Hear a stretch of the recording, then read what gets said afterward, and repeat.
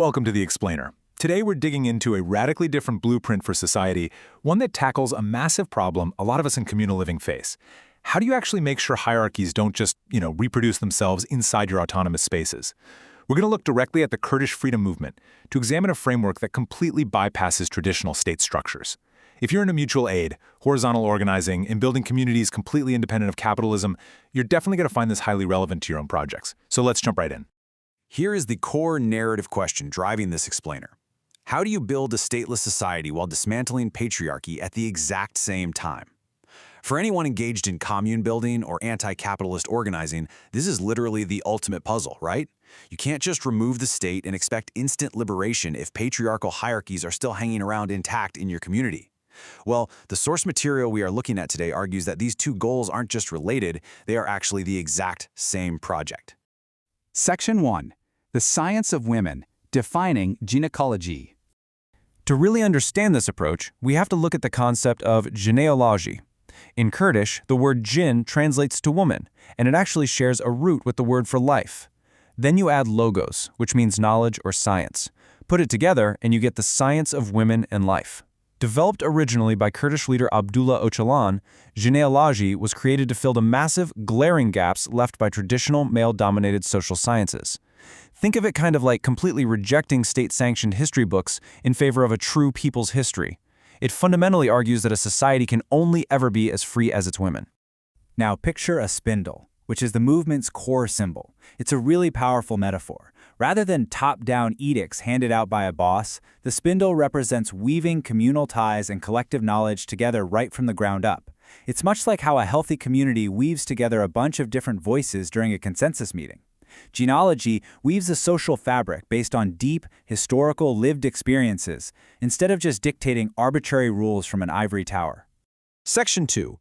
Beyond State and Capital, Rethinking Power and Governance. Okay, the absolute crucial concept here is statism, sexism, powerism. It's a bit of a mouthful, I know, but genealogists use this term to describe an inseparable, intertwined hegemony. Think of it like trying to demolish a prison. You can't just tear down the walls of capitalism or the state, but then leave the foundation of patriarchy totally intact. It doesn't work. The whole structure relies on the exact same mechanisms of domination and extraction. You simply cannot dismantle one without simultaneously dismantling the whole shebang. And this understanding leads directly into their actual system of governance, which they call democratic confederalism. Imagine this as a vastly upscaled, region-wide commune model. Instead of having a centralized government that completely monopolizes violence and resources, society actually governs itself through a massive network of decentralized local councils that share power entirely horizontally. The pillars holding this up are radical grassroots democracy, absolute women's liberation, and social ecology. It's essentially a post-national vision where incredibly diverse ethnic and religious groups coordinate together without any inherent hierarchy. Which brilliantly illustrates a core difference highlighted in the texts, genealogy versus Western liberal feminism. Where Western liberal feminism often focuses heavily on individual empowerment, like trying to get more female CEOs within the existing capitalist state, genealogy entirely rejects that capitalist state. It focuses on collective liberation. If you think about it, it's very much like the fundamental difference between individualized self-care and community-based mutual aid. True freedom, in this view, isn't about climbing the corporate ladder, it's about taking a sledgehammer to the ladder itself. Section 3. Ecology and Communal Life, Rooting Knowledge in Nature. Jineology actively critiques traditional positivist science. You know the type, that sterile, institutional research that has historically held a strict, male-centric monopoly on the truth. Instead, Jineology advocates for communal knowledge. Think of this less like a formal university lecture and more like a massive, decentralized Skillshare. It's essentially an open source, actually, scratch that. It's a true peer-to-peer approach to understanding the world, heavily grounded in lived experiences, ecology, and ethical awareness. Knowledge isn't just a resource you extract, it's something you cultivate communally to sustain the very ecosystem you live inside. You can see this decolonial framework applied directly to their education systems.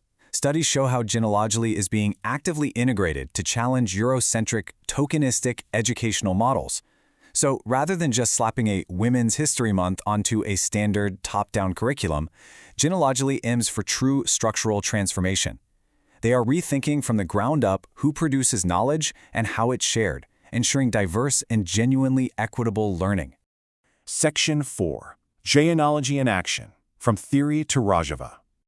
Okay, so this isn't just theory. It is highly practical. On the ground, democratic confederalism mandates a strict co-leadership model, meaning every single institution has a male and a female co-chair to strictly prevent monopolized power.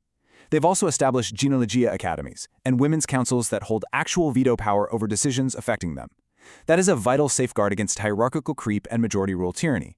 And crucially, they organize armed collective defense through militias like the YPG and the all-female YPJ, literally defending their communes against both epistemic erasure and brutal physical attacks. 40%. Let that sink in for a second.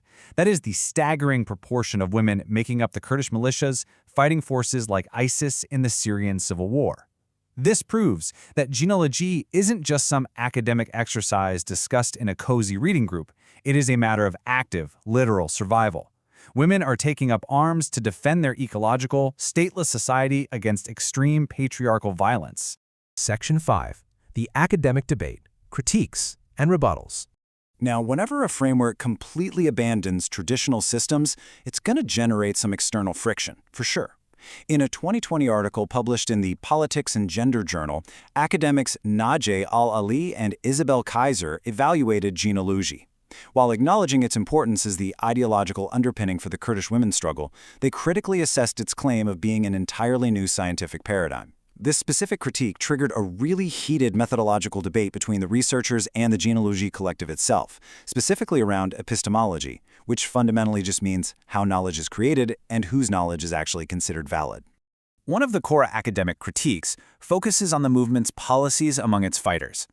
The academics observed that the guerrillas refrain from sexual relations.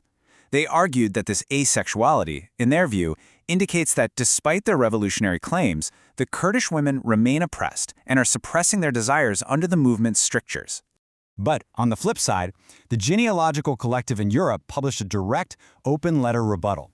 They argued that the academics fundamentally misunderstood their lived reality. For the collective, the choice of asexuality is a highly deliberate political rejection of violent, dominant masculinity. They view a massive chunk of traditional gendered relations under patriarchy as inherently oppressive.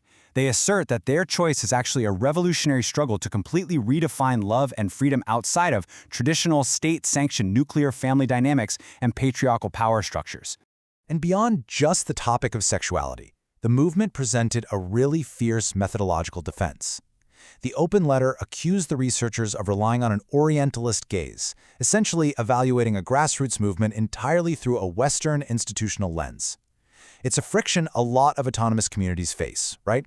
Institutional researchers failing to respect lived, communal knowledge produced completely outside the traditional academic vacuum.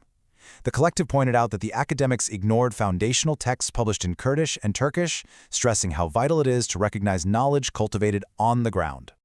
Which brings us to our final takeaway. We've explored how Jineology views capitalism, statism, and patriarchy as a single intertwined system of oppression, and how they're building decentralized ecological communes to combat it head-on. So I'm going to leave you with this final, provocative question to ponder for your own projects. If the state and patriarchy are truly inextricably linked, can we ever achieve true liberation using the tools of the state? It's a question at the very heart of mutual aid and autonomous organizing. Thank you for joining me for this explainer, and keep questioning the structures around you.